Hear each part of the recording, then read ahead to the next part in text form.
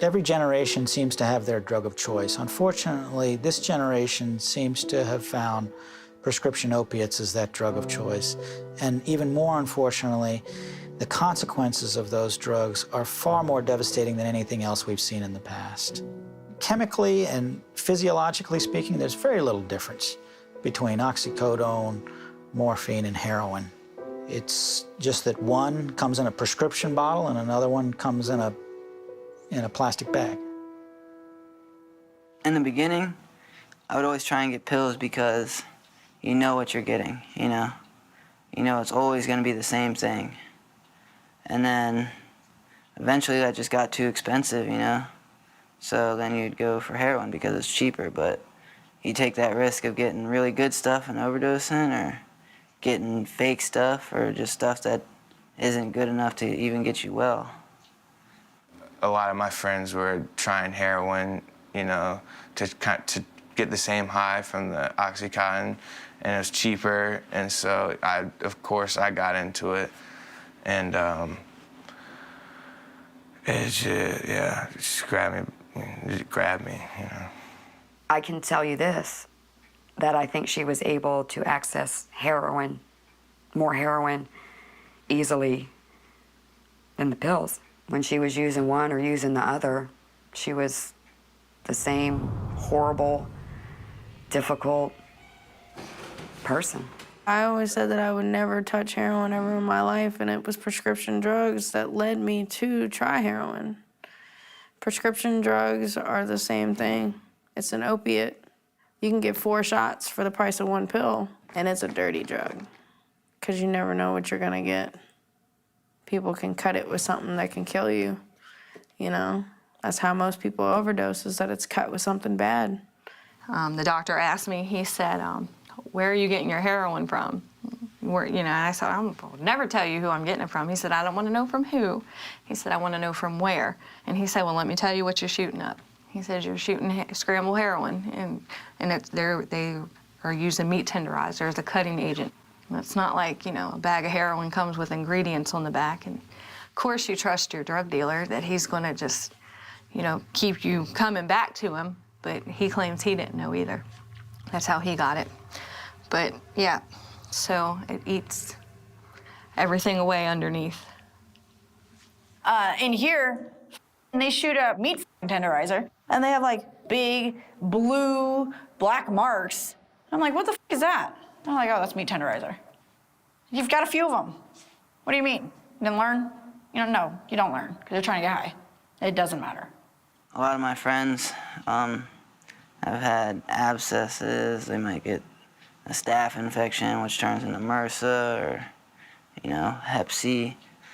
And, you know, if that's your only needle, that's your only needle, so you're going to use it again. At one point, I had an abscess in my leg that was so bad. I had staph infection. So my leg was like 4 times its normal size. When the doctors cut my leg open to clean it out, I had maggots in my leg. They were eating the rot, the infection. That wasn't enough for me to quit. As I was admitted to the hospital, they gave me a PICC line, which is an IV line. I had the dope dealer come into the hospital and shooting heroin into my IV line. I have contracted hepatitis C from sharing needles with people that I don't know who. I shot up toilet water because I didn't want to spend any money to go buy a bottle of water. So we would stop at public restrooms and use toilet water to mix with it to shoot it up. Rainwater on the side of the road, and we'd suck it up in the needle and shoot our dope. I didn't care what it was going to do to me later on, just I wanted the feeling of it right then and there.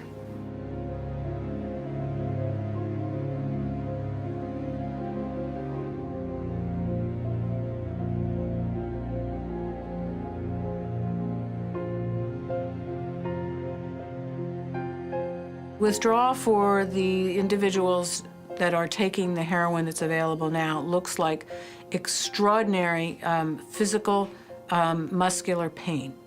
And very few people can actually manage it. Like, you know how when your whole body hurts when you have the flu, and like Just, it's like 15 times worse than that. Opiates, you're getting sick. I don't know who the f you think you are if you think you're stronger than some dope, because you're not. You know what I mean? Your body's gonna give in, your mind's gonna give in, your judgment's gonna give in, you're gonna bow. And that's just the way it is. That's the way it is. That withdrawal is... You feel like you just want to die when you're going through that. At that point, you're willing to do anything to get that next high so you can just feel normal. I mean, I remember her in her room crying and just busting her room up, screaming to me, just get me a little. Just get me a little so I can stop. No. No. Feels like your skin's crawling and you can't sit still and you'll do anything to make it stop. You can't move. You constantly sneeze. Your fucking whole body fucking aches. It fucking hurts. People are crapping on themselves. People are puking on themselves. People are doing both at the same time. You would probably rather be dead than have to actually go through a withdrawal. It was horrific. I was sitting on the toilet, diarrhea, vomiting on the floor, so weak I couldn't even move. I just lay there like, I don't want to eat, drink, nothing. It's just something that I never ever want to experience again. It is the worst feeling ever. And I wouldn't even, I wouldn't wish that feeling upon my worst enemy. That's how bad it is.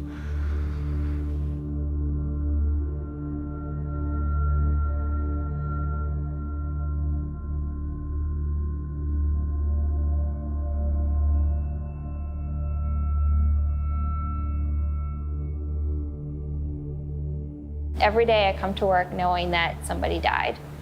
And more times than not, we have at least one prescription drug or other substance abuse case. Your friends, your family will find you dead, and then what happens?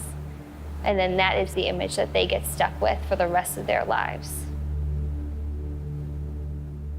I've lost several friends to heroin and prescription pill overdose. I know 2 people on a personal level that had died from it. You know, one time my friend, she got out of here. She got high. She wasn't even out 6 days. She was dead. One of my friends, she took her normal dose and OD'd. Her sister found her with a needle in her arm in her room, which was not good. The day that I overdosed, I was having a hard time finding a vein, and a girlfriend of mine said, well, just go in your neck. You have your jugular vein. And I said, okay. It didn't let me push all the heroin in, and instantly it killed me. When the ambulance got there, they gave me a shot of Narcan, and I was non-responsive to the Narcan, which is adrenaline, and that's to, jumpstart your heart. And it didn't work. So they had to use the defibrillator, and that's where they shock your heart back. They got a pulse. They got me to the hospital, and I was still kind of in and out of it. But when I came to, I unhooked the IV from the pole and unhooked all these little things they had on me, and I went and walked right out and got in my van. And I showed up to the dope dealer with the gown on, these things stuck all over me, the IV in my arm, and he sold me heroin, the same heroin that just killed me. I utilized the IV a couple times before I turned it back in. I have nowhere really to shoot, so that was a freebie. So everything came to a head. I was writing the prescriptions and full on with my addiction. And I ended up getting caught and going to jail. And while I was in jail, my daughter got involved with some friends. From what I understand, her friends were all doing prescription pills. I had no idea. I didn't even know it was a problem. I just thought it was my problem. And she said, Mom, you don't have any right to talk. Look at you, look where you are. I said, but Kirsten, you saw where it put me. I can't imagine you would do the very same thing that I did. I was like, how? It just didn't make sense.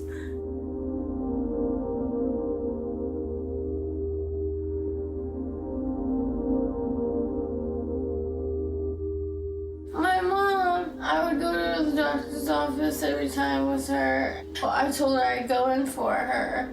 And usually it works because she'll go in for me and ask for my prescriptions and they give it to her. And so I went in there and I asked, and next thing you know, she got arrested, and then she called me saying that I had a warrant for me. I said, why would you make me go in and do that? Like, to your own daughter, knowing that she can get caught and get in trouble. And she said that she was sorry because that she didn't realize how bad her addiction was. You need help, Kirsten. When I talked to her, she didn't even say goodbye. She must have nodded off the phone because I heard like and that was it. It was Saturday afternoon. I was in the jail and they came down and told me they needed to see me. And I went up and because her father and I were both arrested for the same thing, we were both there, so I saw him coming. And the detectives came and told us that she, what had happened. The parent overdose, and that she was, initially they said she'd passed, and then they said she was in ICU, struggling for life. They wanted me to, talk to the doctor, and the doctor recommended I disconnect all life support, and I refused. And then they had 7 resuscitation efforts, I guess, and eventually, that morning she passed away. At her funeral, most all the kids were high. Death is real. And I will say, because I remember being that teenager too, so I know it's like they're gonna mock it, but it's real. And I think I'm still in shock. Like, it is hard. I don't even know how to put it into words. Maybe that's why I'm able to deal with it, because it's so mind-numbing that someone you love that much, she was my first love. Someone you love that much, you can lose like that, and you can't go back and say I'm sorry or set a better example or talk them out of it, and I know she didn't want to go. I know that's not what she wanted. I know that she had, all these things that she wanted to do, and I know that as they resuscitated her through the night, that was her way of clinging to life, But it was too much.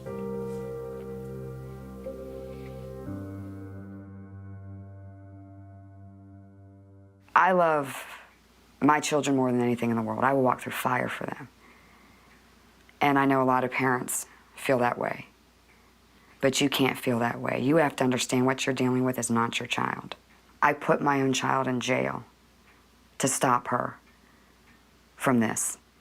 And that's not an easy decision to make. It's not a fun decision. Nobody wants to know that their little girl's sitting in jail. But she was 7 months clean, eating healthy, getting her rest, no drugs. My son, my nephew, my mother, and I went to get her. And she came out and she was healthy. Everything was great.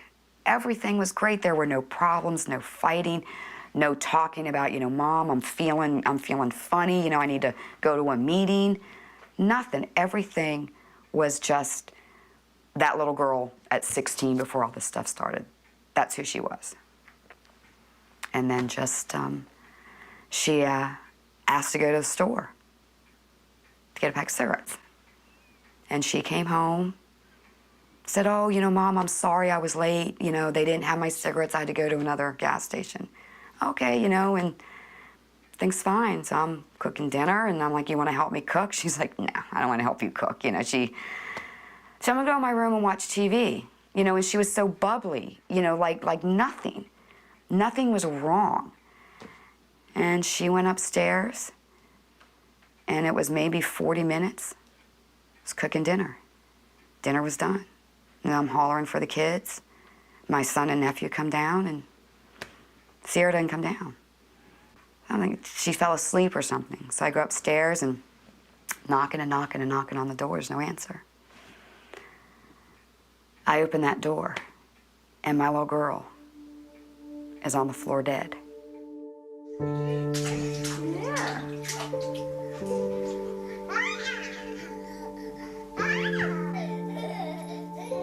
And I remember when I pushed on her chest, I heard that last breath. I heard the. I was in my kitchen cooking dinner, and that happened 17 steps up, and I had no idea that when she left this house, that was gonna happen. And I spend my Sundays looking at a gray headstone in a patch of grass. I will be spending my Christmases there, her birthdays there, all my holidays. Because she took that wrong turn. My girlfriend Sierra, you know, she passed away a year ago this month, and from heroin, and you know that's a constant big reminder in my head that you know if I even pick this stuff up once, it's gonna kill me, you know, and there's not a day that goes by that I don't think about her, and you know, not a morning that I wake up that I don't wish that she was laying beside me, you know. She was my best friend. We went to high school together. Sorry.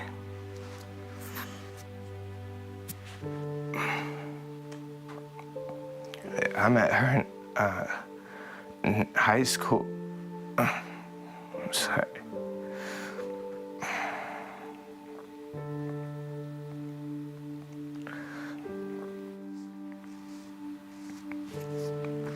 I just miss her a lot. I wish she was still here with me.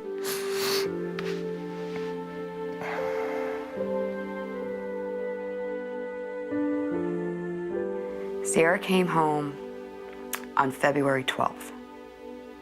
Sierra died February 18th.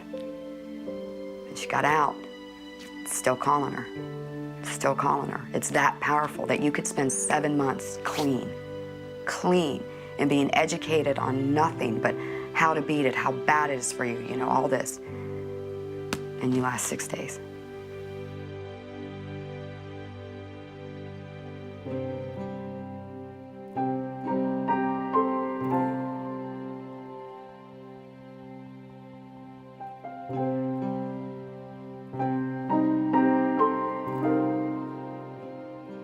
The spiral down is so fast, you know? It doesn't take much. And I lost everything. I lost my daughter, first and foremost, but I lost pictures, every material possession I had. I had never been in trouble in my life. I'm now a felon at 41 years old. So all that work I did, you know, all those dreams I had, you know, it's like I'm starting over again with a huge weight on my shoulders, you know, all for a pill.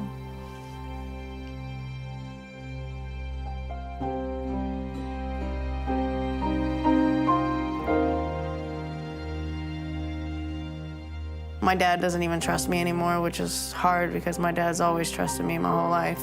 I've never had my dad look at me with disappointment before I did this. I'm a criminal, I'm an addict. That's how everybody will always perceive me. Listen to what they say no. Just say no. You're not uncool for saying no. You're more cool for saying no, I think. I wish I could have said no. If I could go back and do it all over, I would definitely go back and say no.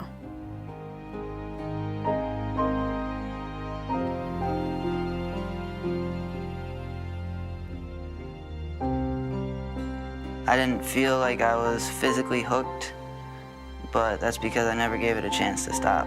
You know, and I didn't really learn how to enjoy life without drugs. As much as I wanted to quit, I was too scared to ask for help. I don't want to freak my parents out by telling them I'm hooked on some hardcore drug. It didn't kill me like everyone told me.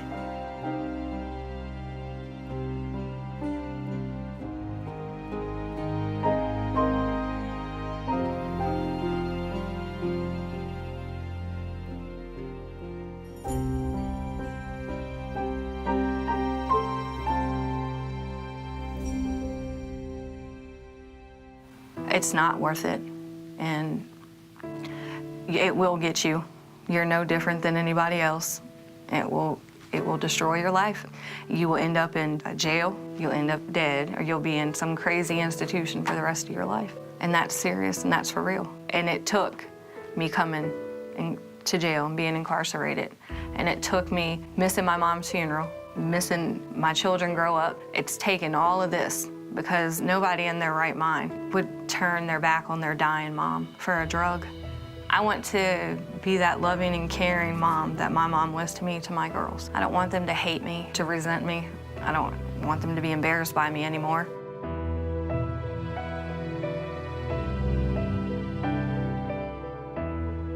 If you want to fail the rest of your life, if you want to be in and out of jail, if you want to possibly lose everything that matters to you, go ahead and go get high. Go ahead.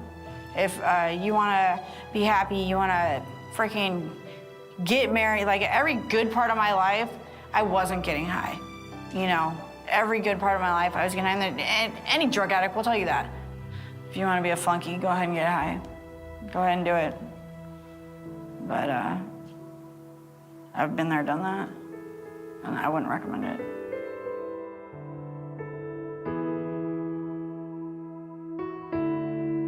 Sierra did not take life for granted until she started using. It is much stronger than you, and it will win. It will win. Because this doesn't just affect you.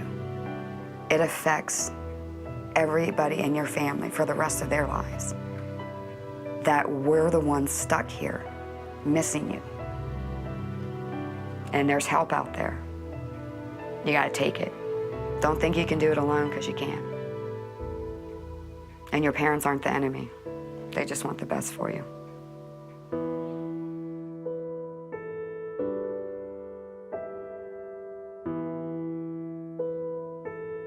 It's something I want to deal with for the rest of my life. You know, to be honest, I actually relapsed about a month ago and used for about a month, and I have a week. I had a week clean on Wednesday, and you know, that's something that just shows how powerful this disease is. For me to lose somebody a year ago, not even a year ago, but I'm already using it again. That's how powerful this stuff is. And, I'm just gonna try my best to stick with it, because I know it will kill me. And, you know, just something I gotta work at every day. It'll take you to hell and back, and if you're lucky, you know, you'll make it back, you know. It's just not worth it at all, you know. If I could go back, and if I knew what I knew now about this, and if I could go back, I would do it all different. Starting with that first pill, I wouldn't touch it.